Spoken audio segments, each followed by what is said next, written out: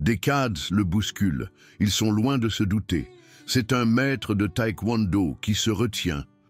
Arthur Dubois gardait les yeux baissés tandis qu'il se faufilait dans les couloirs bourdonnants du lycée Saint-Exupéry, ses chaussures usées émettant à peine un son sur le carrelage. Il mesurait environ 1,65 m et ne pesait probablement pas plus de 60 kilos tout habillé. Ses cheveux châtain clair retombaient en mèche sur son front, dissimulant partiellement des yeux bleus doux qui semblaient tout absorber mais révélaient peu. La plupart des élèves de Saint-Exupéry remarquaient à peine sa présence, ce qui arrangeait bien Arthur. Ce qu'il ne pouvait pas deviner sous ses sweats à capuche ample et ses jeans délavés, c'était 10 années solides d'entraînement au taekwondo. Ce qu'ils ignoraient, c'était que son attitude réservée ne découlait pas de la timidité, mais de la discipline inébranlable que son maître lui avait inculquée depuis son enfance. Ce qu'il ne comprenait pas, c'était qu'Arthur préférait le silence, parce qu'il était parfaitement conscient de ses propres capacités. « Tiens le coup aujourd'hui », murmurait Arthur en se dirigeant vers son casier attribué. Le lycée Saint-Exupéry accueillait plus de 1900 élèves, dont la grande majorité avaient grandi ensemble dans cette ville soudée de Bretagne. Le fait d'être le nouveau venu le rendait déjà visible, mais le fait d'être petit et discret faisait de lui quelque chose de différent.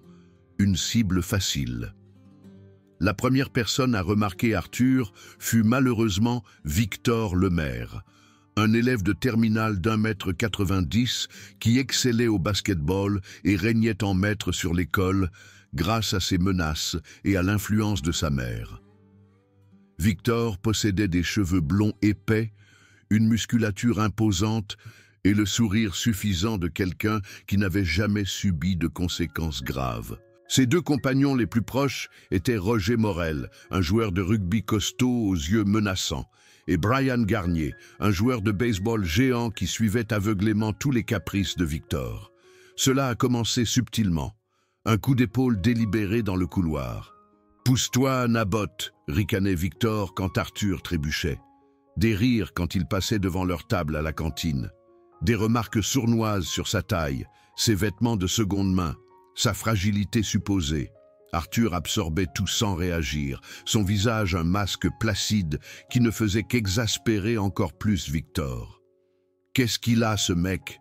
grommelait Victor à Roger, après qu'Arthur n'ait pas réagi au fait d'être appelé crevette pour la 6e fois cette semaine. On dirait qu'il s'en fiche de ce qu'on dit. « Si seulement vous saviez », pensait Arthur. Son maître avait souligné que la véritable force résidait dans le choix judicieux de ses batailles. Un vrai guerrier ne s'engage pas dans des combats pour prouver sa valeur. Il ne se bat que lorsque toutes les autres voies ont été épuisées. Alors Arthur a enduré. Il a toléré qu'on fasse tomber son sac à dos de son épaule. Il a toléré de découvrir son casier dégradé avec des graffitis blessants. Il a toléré que la clique de Victor obstrue son chemin vers la classe, le faisant intentionnellement arriver en retard et encourir le mécontentement des professeurs. Les incidents se sont intensifiés rapidement. À la cantine, Roger renversait accidentellement son plateau, envoyant de la nourriture éclaboussée partout. En cours de sport, Brian lançait des ballons de dodgeball directement sur sa tête avec une force excessive. Victor orchestrait tout avec une cruauté astucieuse, toujours vigilant à maintenir un déni plausible. Il n'essaie même pas de se défendre, se plaignait Victor à sa copine Tiffany pendant le déjeuner. Quel genre de mec encaisse sans se battre? Tiffany fronça les sourcils, faisant tourner distraitement ses pattes dans son assiette. Peut-être que tu devrais juste le laisser tranquille, Victor. Il n'embête personne. L'expression de Victor s'assombrit. C'est précisément le problème. Il agit comme s'il était au-dessus de tout ça, comme s'il était meilleur que nous. Quelqu'un doit lui rabattre son caquet. Arthur entendait chaque mot à 4 tables de là. Sa conscience accrue, affûtée par des années d'entraînement rigoureux, captait les conversations que les autres manquaient. Il sentit sa mâchoire se serrer, puis se força consciemment à se détendre. « Contrôle », se rappela-t-il. « Garde toujours le contrôle. » Mais garder le contrôle devenait de plus en plus difficile au fil des semaines. Le harcèlement s'étendait au-delà de l'enceinte de l'école lorsque le groupe de Victor commença à le suivre jusqu'à chez lui en criant des insultes depuis les fenêtres de la voiture. Ils ont créé de faux profils en ligne pour diffuser des photos embarrassantes. Ils ont répandu des rumeurs selon lesquelles il était renfermé sous médicaments, que sa famille était impliquée dans une sorte de scandale.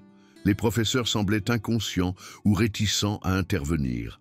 Madame Durand détournait le regard lorsque Victor faisait des remarques désobligeantes pendant le cours d'histoire. Monsieur Leroy ne remarquait jamais quand Roger le taclait intentionnellement pendant le basket-ball. Même monsieur le proviseur hocherait simplement la tête et continuerait à marcher en étant témoin d'un harcèlement flagrant. Ils sont tous complices du même système, conclut Arthur avec amertume. La mère de Victor est au conseil d'administration de l'école. Je ne suis qu'un nouveau venu d'une autre région. La goutte d'eau qui a fait déborder le vase s'est produite un mercredi pluvieux d'octobre. Arthur se rendait en cours d'art plastique lorsqu'il aperçut le groupe de Victor stratégiquement positionné près de l'entrée principale. Victor était appuyé contre le mur avec son rictus habituel, tandis que Roger et Brian gardaient l'étroite porte. Arthur envisagea brièvement de faire demi-tour, mais il était déjà en retard pour une présentation de projet. « Passe juste devant eux », se dit-il. Alors qu'Arthur s'approchait, Victor se plaça délibérément directement sur son chemin. « Eh bien, si ce n'est pas notre petite crevette préférée », annonça Victor à haute voix, sa voix résonnant dans le hall d'entrée. « Comment se passe ta journée, Artie ?» Arthur garda le regard fixé droit devant lui et tenta de se décaler, mais Brian lui bloqua le passage. « Victor t'a posé une question, monstre », grogna Brian. « Ça va », répondit Arthur calmement, sa voix stable malgré l'adrénaline qui commençait à monter en flèche dans ses veines. « Excuse-moi. » Le sourire de Victor s'élargit. « Vous avez tous entendu ça ? La crevette a vraiment parlé. » Plusieurs élèves s'arrêtèrent pour observer, formant un cercle lâche autour de la confrontation. Arthur sentit la chaleur familière monter dans sa poitrine, sa respiration devenant plus profonde et plus régulière. Un signal d'avertissement qu'il reconnaissait après d'innombrables heures au dojang. « Je dois aller en cours, dit-il. »« Cours ?» Victor feignit de la considération. « Eh bien, peut-être que tu aurais dû y penser avant d'être un petit bizarre prétentieux. » Ce qui se passa ensuite sembla se dérouler au ralenti. Victor fit un signe de tête à Roger qui était posté derrière Arthur. Le pied de Roger jaillit dans un croche-pied parfaitement synchronisé, attrapant la cheville d'Arthur alors qu'il faisait un pas en avant. Arthur sentit qu'il perdait l'équilibre, son sac à dos s'ouvrant en grand alors qu'il tombait vers le sol en béton. Son entraînement au taekwondo s'activa automatiquement. Son corps se tordit en plein vol, ses mains s'étendant pour amortir sa chute, ses muscles abdominaux se contractant pour protéger sa colonne vertébrale. Il atterrit durement mais avec grâce, roulant pour absorber l'impact au lieu de le résister. Autour de lui, les élèves éclatèrent de rire. La voix de Victor résonna au-dessus des autres. « Oups, on dirait que la crevette n'est pas très coordonnée après tout. » Arthur était étendu, entouré d'affaires éparpillées et de moqueries. Son carnet de croquis était déchiré et maculé, ses fournitures d'art jonchèrent le sol. Mais ce qui piquait le plus n'était pas la douleur physique, c'était de voir Tiffany se couvrir la bouche, non pas choquée par la cruauté, mais pour étouffer ses propres rires. C'étaient des élèves sortant leur téléphone portable pour enregistrer son humiliation. C'était de réaliser que pour eux, il n'était pas une personne, il était simplement un divertissement. Quelque chose en lui a craqué. Arthur se releva avec une grâce fluide qui prit plusieurs élèves au dépourvu. Ses mouvements étaient soudainement différents, plus concentrés, délibérés. Il épousseta méticuleusement son jean, puis commença à ramasser ses affaires avec une composition méthodique. « C'était assez maladroit, crevette », persista Victor, jouant pour son public. « Peut-être que tu devrais faire attention ou tu... » Arthur se redressa et regarda directement Victor pour la première fois depuis des mois. Ce que Victor vit dans ses yeux bleus doux le fit involontairement reculer d'un pas. « Mon nom, » dit Arthur d'une voix qui résonna clairement à travers le silence soudain, « est Arthur Dubois. » Les rires cessèrent immédiatement. Quelque chose dans son ton, sa posture, obligea tout le monde à prêter attention. Victor se reprit rapidement, son visage rouge de gêne. « Je me fiche de ton nom, monstre. Tu es toujours un... » « Demain, interrompit Arthur, sa voix calme mais teintée d'un tranchant qui fit mal à l'aise plusieurs élèves. Après les cours, l'ancien terrain de baseball derrière le stade. Victor cligna des yeux, certain d'avoir mal entendu. « Quoi? Tu veux régler ça ?» demanda Arthur, chargeant son sac à dos endommagé avec des mouvements qui semblaient en quelque sorte dangereux. « Alors, réglons ça, juste toi et moi. » Roger gloussa nerveusement. « La petite crevette essaie de se faire passer pour un dur ?» Le regard d'Arthur se porta sur Roger et le joueur de rugby sentit un frisson inattendu lui parcourir l'échine. « Si tu veux que ce soit du 3 contre 1, c'est ton choix. Mais sache que je ne me retiendrai plus. » Le mot « plus » flottait dans l'air comme une menace, impliquant des capacités que personne n'avait soupçonnées. Le visage de Victor était rouge, piégé par sa réputation et la foule d'élèves qui regardaient avec impatience. « Tu es fou si tu penses que je vais perdre mon temps à me battre avec un étudiant transféré maigrichon. »« Alors, arrête de m'embêter, » dit simplement Arthur. « Ton choix. » Il se tourna et s'éloigna, laissant Victor la bouche bée et ses amis l'air incertain. La nouvelle se répandit dans le lycée Saint-Exupéry comme une traînée de poudre. Le nouveau venu silencieux avait défié Victor le maire. À la fin de la journée, tout le monde en parlait. Certains élèves étaient impatients de voir Victor enfin payer pour ses actes. D'autres prévoyaient d'enregistrer ce qu'ils supposaient être une raclée inévitable. Ce soir-là, Arthur passa du temps dans le garage de sa famille, un espace exigu transformé en un dojang de fortune, avec des tapis, un sac de frappe et du matériel d'entraînement de base. Sa mère, Isabelle Dubois, observait depuis la porte pendant qu'Arthur pratiquait ses katas. « Quelque chose s'est passé aujourd'hui, » remarqua Isabelle. Arthur s'arrêta dans ses étirements. « J'ai défié quelqu'un en duel. » Isabelle hocha la tête lentement. « Et pourquoi ?»« Parce que les ignorés ne marchaient plus, » répondit Arthur. « Ils m'ont fait tomber devant la moitié de l'école aujourd'hui. Tout le monde a ri. »« Et demain, tu as l'intention de faire du mal à ce garçon ?» Arthur examina attentivement la question. « J'ai l'intention de me défendre. Ce qui lui arrivera dépendra de jusqu'où il est prêt à aller. » Isabelle sourit légèrement. « Ta maîtrise de soi a toujours été ton plus grand atout, mon fils. Mais souviens-toi, une fois que tu révèles ce dont tu es capable, il n'y a plus de retour en arrière. »« Bien, » dit Arthur, se surprenant lui-même par l'intensité. « Je suis fatigué d'être invisible. » Le lendemain, l'atmosphère était chargée d'anticipation.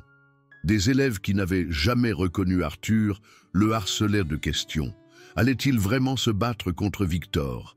Se rendait-il compte que Victor pesait 30 kilos de plus que lui? Avait-il déjà participé à un vrai combat? Arthur ne répondit à aucune d'entre elles, conservant son attitude réservée. Mais quelque chose était différent maintenant, quelque chose qui faisait que les élèves s'écartaient lorsqu'ils descendaient les couloirs. Ils se déplaçaient avec la même grâce délibérée, mais maintenant cela ressemblait moins à de la timidité et plus à une puissance réprimée. Victor était aux prises avec la situation. Il ne pouvait pas reculer sans perdre la face, mais quelque chose dans l'attitude d'Arthur l'avait énervé. Il se surprit à observer le garçon plus petit pendant leur cours commun, à la recherche de signes de force cachés.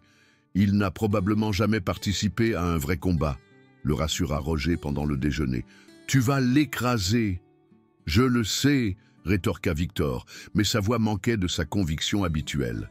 La dernière cloche sonna à 14h45 et à 15h, près de 70 élèves s'étaient rassemblés sur l'ancien terrain de baseball derrière le stade. La zone était isolée des bâtiments principaux par un bosquet d'arbres, ce qui la rendait idéale pour les confrontations non autorisées. Arthur arriva précisément à l'heure, toujours vêtu d'un jean et d'un sweat à capuche, apparaissant toujours comme le même enfant silencieux qui avait enduré des abus pendant des mois. Il se dirigea vers le centre du terrain et attendit, les mains détendues sur les côtés, la respiration stable et contrôlée. Victor arriva 5 minutes plus tard, avec Roger et Brian le flanquant comme des gardes du corps. Ils s'étaient changés en shorts de sport et en t-shirt, anticipant clairement une bagarre physique.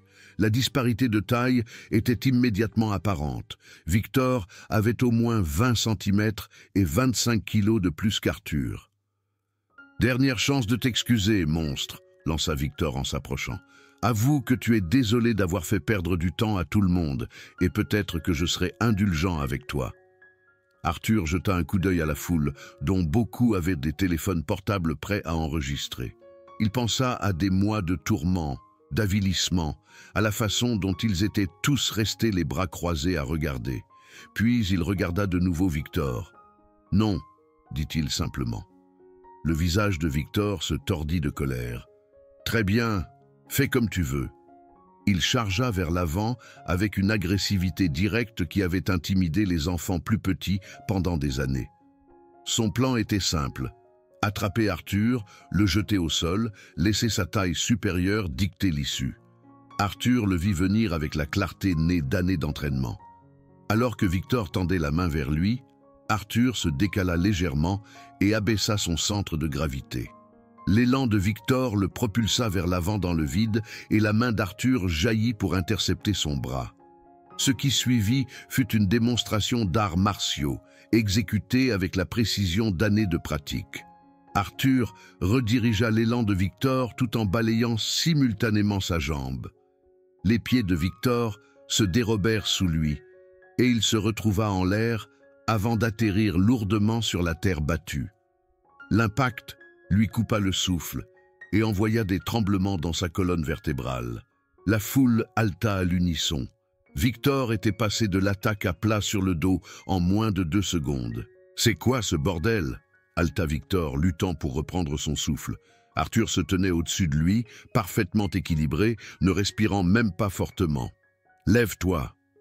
Victor se releva en titubant, le visage rouge de gêne et de rage montante. « Tu as eu de la chance, petit !» Il lança un coup de poing sauvage à la tête d'Arthur, mettant tout son poids derrière. Arthur esquiva le coup sans effort, pénétra à l'intérieur de la portée de Victor et enlaça ses bras autour de sa taille. Avant que le garçon plus grand ne puisse réagir, Arthur l'avait soulevé de ses pieds et l'avait ramené au sol avec une takedown parfaitement exécutée. Cette fois, Arthur suivit Victor au sol. Les élèves qui regardaient virent Victor disparaître sous la charpente compacte d'Arthur et soudain, ils étaient témoins de quelque chose que personne n'avait anticipé.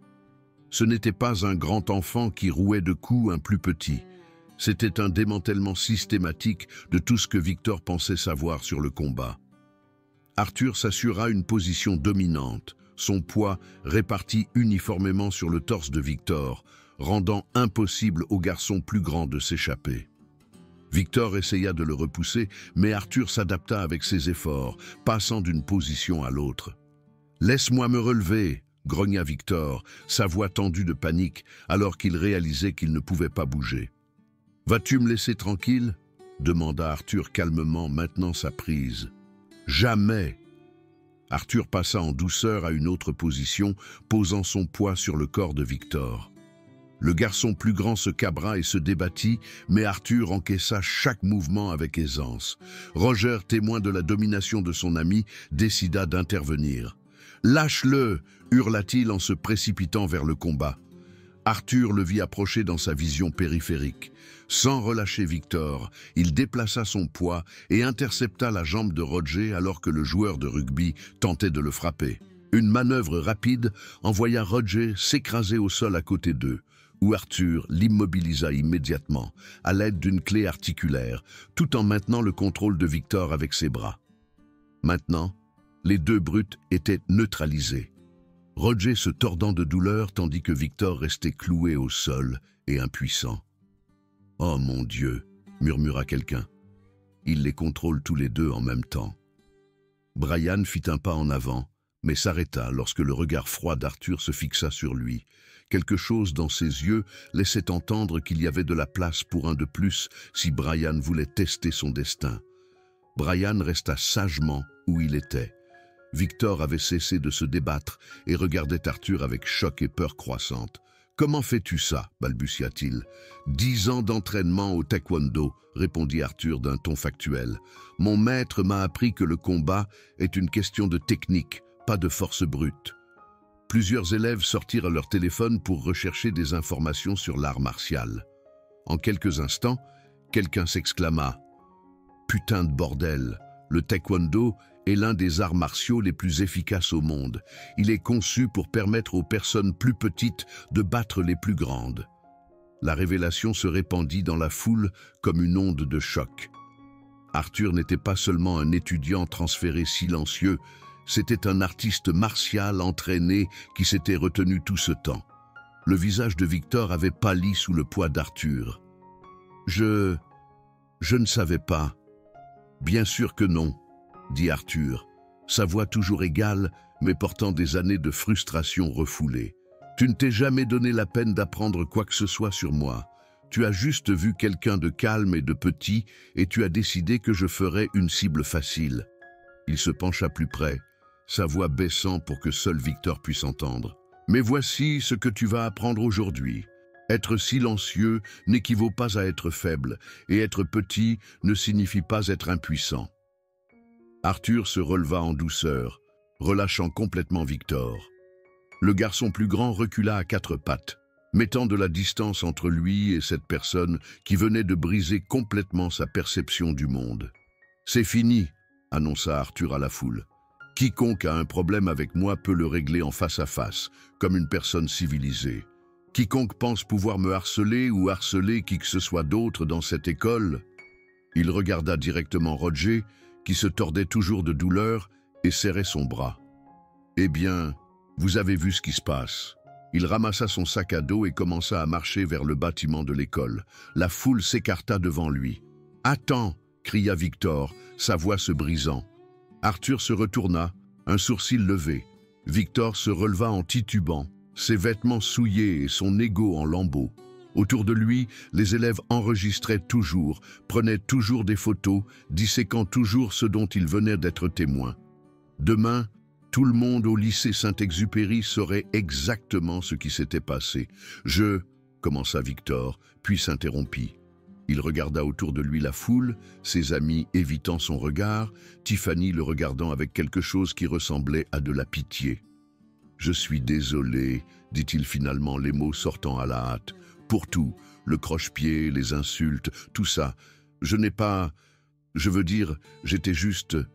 Tu étais juste une brute, » dit simplement Arthur, « mais tu as le pouvoir de choisir d'être autre chose. » Il se tourna et s'éloigna, laissant Victor debout dans le champ, entouré des restes brisés de sa réputation passée.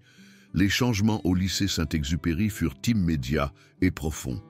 Dès le lendemain matin, des clips vidéo du combat avaient circulé sur les réseaux sociaux de l'école. Des élèves qui n'avaient jamais jeté un second regard à Arthur s'approchèrent maintenant de lui, avec respect, curiosité et demande de conseils en matière d'autodéfense.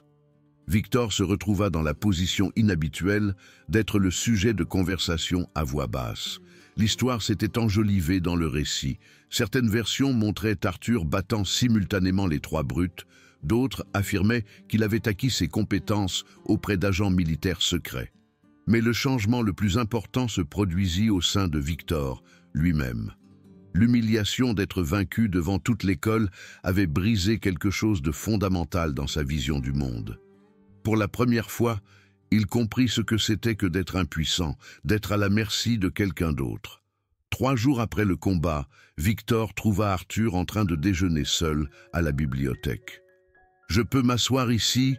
demanda Victor à voix basse. Arthur leva les yeux de son manuel de physique et fit un geste vers la chaise vide. Victor s'assit lourdement, son assurance habituelle complètement disparue. « Je voulais te remercier », dit-il après un moment. Arthur haussa un sourcil. « Me remercier ? De ne pas m'avoir blessé plus que tu ne l'as fait, de ne pas m'avoir embarrassé plus que tu ne le devais. » La voix de Victor était contenue. « J'ai réfléchi à ce que tu as dit, à choisir d'être autre chose. » Victor fit une pause.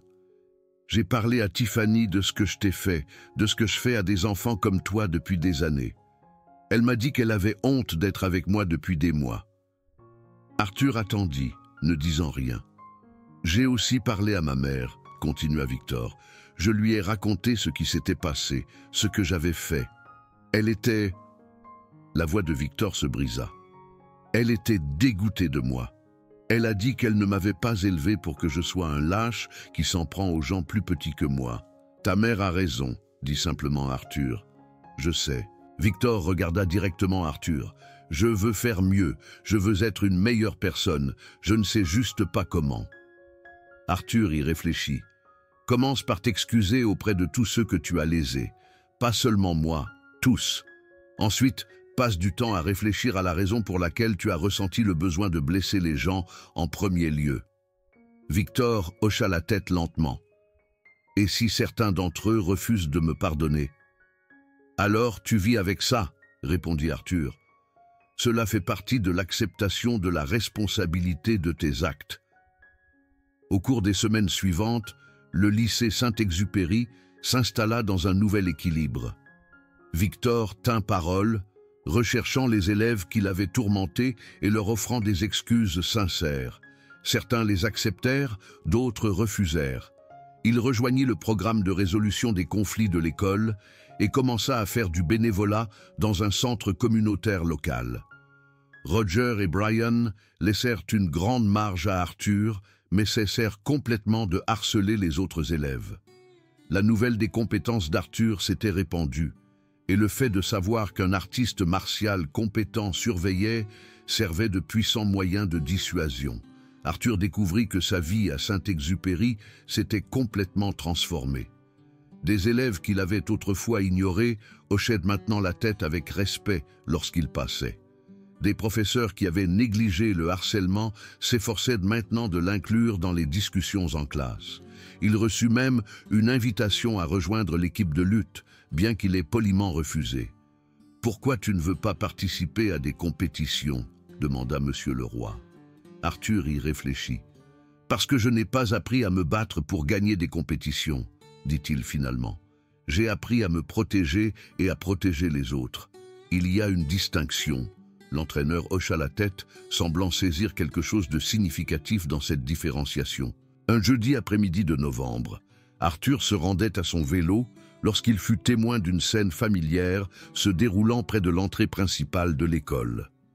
Un groupe de jeunes joueurs de basket-ball avait coincé un frêle élève de seconde, le poussant d'avant en arrière tout en se moquant de ses tentatives pour récupérer ses lunettes tombées. Arthur s'arrêta, observant. Le lycéen avait l'air terrifié, mais essayait de se défendre, tout comme Arthur l'avait fait pendant des mois avant d'atteindre son point de rupture. Plus maintenant, pensa Arthur. Il s'approcha avec la même confiance mesurée qu'il avait découverte des semaines plus tôt. « Y a-t-il un problème ici ?» demanda-t-il calmement. Les juniors se tournèrent vers lui, leurs expressions passant de l'amusement à la gêne en le reconnaissant. Tout le monde à Saint-Exupéry connaissait Arthur Dubois maintenant. « Pas de problème, » dit rapidement le chef apparent. « On plaisantait juste. » « Il ne semble pas qu'il s'amuse, » observa Arthur, en désignant le lycéen qui cherchait toujours ses lunettes. Le junior jeta un coup d'œil entre Arthur et ses amis, évaluant des chances qu'il n'aimait pas. Peu importe, c'est ennuyeux de toute façon. Ils partirent sans dire un mot de plus, laissant Arthur et le lycéen seuls. Arthur s'agenouilla et aida à localiser les lunettes manquantes, les tendant au jeune garçon avec un léger sourire. « Ça va ?» Le lycéen hocha la tête avec gratitude. « Merci, je suis Kevin au fait. »« Arthur, et Kevin, s'il t'embête encore, viens me trouver. » Les yeux de Kevin s'écarquillèrent. « Vraiment ? Vraiment ? Personne ne devrait avoir à endurer ça seul. » Alors qu'Arthur se dirigeait vers son vélo, il réfléchit à combien de choses avaient changé depuis ce jour d'octobre où le groupe de Victor l'avait fait tomber près du hall d'entrée. Il avait découvert que la force ne consistait pas uniquement à savoir se battre. Il s'agissait de choisir quand se battre, et plus important encore, de choisir pourquoi se battre. Il avait également appris que parfois, la seule façon de cesser d'être une victime était de refuser de l'être, quelles que soient les répercussions. Les compétences que son maître lui avait transmises n'étaient que des outils. Ce qui importait, c'était d'avoir le courage de les utiliser lorsque cela était nécessaire. Plus important encore, il réalisa que la vraie force signifiait défendre les autres, pas seulement lui-même. Le garçon silencieux qui avait autrefois enduré des abus en silence était devenu quelqu'un sur qui les autres pouvaient compter pour la protection et la justice. Alors qu'il rentrait chez lui à vélo, Arthur sourit légèrement, imaginant la réaction de sa mère lorsqu'il lui raconterait la rencontre avec les juniors. Isabelle serait fière, non seulement des compétences en arts martiaux de son fils, mais aussi de son jugement dans leur emploi. Un vrai guerrier ne s'engage pas dans des combats pour prouver sa valeur, se rappela Arthur de son maître. Il ne se bat que lorsque le combat est la seule option restante. Aujourd'hui, le combat était la seule option restante pour Kevin, et Arthur était là pour le fournir. La transformation était complète. La crevette était devenue le requin, mais plus important encore, la victime était devenue le protecteur.